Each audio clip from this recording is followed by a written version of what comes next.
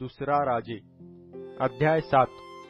तेव्हा अलीशा म्हणाला, तुम्ही परमेश्वराचे वचन ऐका।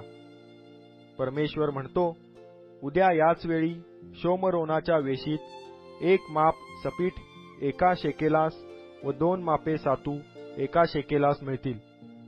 तेव्हा ज्या सरदाराच्या हातावर राजा टेकत होता त्याने देवाच्या माणसास म्हटले, पहा, परमेश्वराने आकाश कपाटे उघडली तरी असा प्रकार होईल काय? त्याने त्यास म्हटले, तू आपल्या डोळ्यांनी हे पाहशील, पण त्यातले काही खावयाचा नाहीस।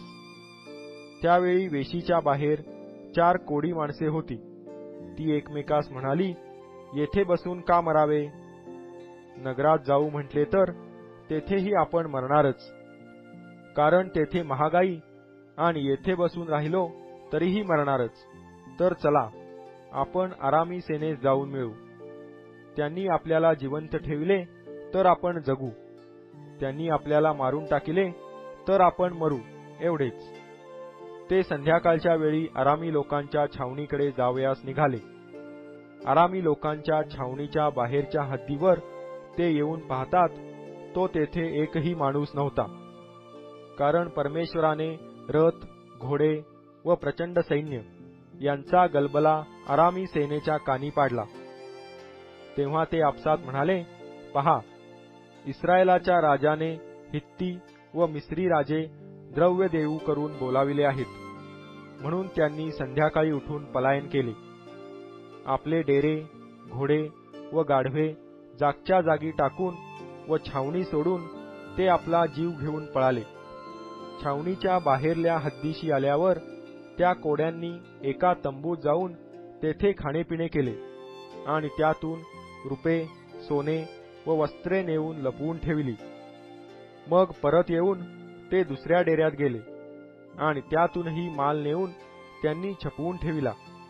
मग ते आपसात म्हणू लागले, आपण करीत आहो ते बरे नाही। आज शुभवार्ता कळविण्याचा दिवस आहे, पण आपण गप्प बसलो आहो। सकाळ होईपर्यंत आपण थांबलो तर आपल्याला शासन होईल। तर चला, आपण राजवाड्यात जाऊन हे कळवू।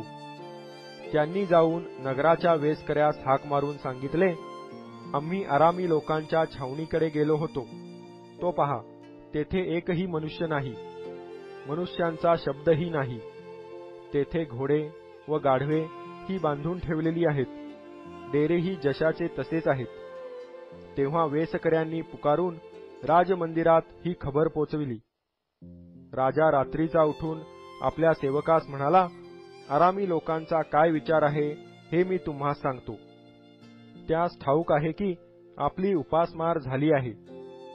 हे जाणून ते छावणीच्या बाहेर मैदानात लपून राहिले आहेत। त्यांचा मनसुबा असा की आपण नगरातून बाहेर पडलो की आपल्याला जिवंत पकडून नगरात प्रवेश करावा।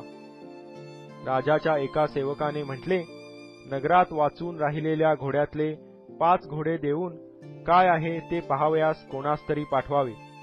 इस्रायलांचा जो समुदाय बाकी राहिला आहे त्याच्यासारखी त्या मनुष्यांची गती होईल, किंवा ज्या इस्रायलांचा संहार झाला आहे त्यांच्यासारखी त्यांची स्थिती होईल। मग 2 रथ व घोडे जुंपून आणले आणि राजाने आरामी सैन्यामागे काही लोक पाठविले।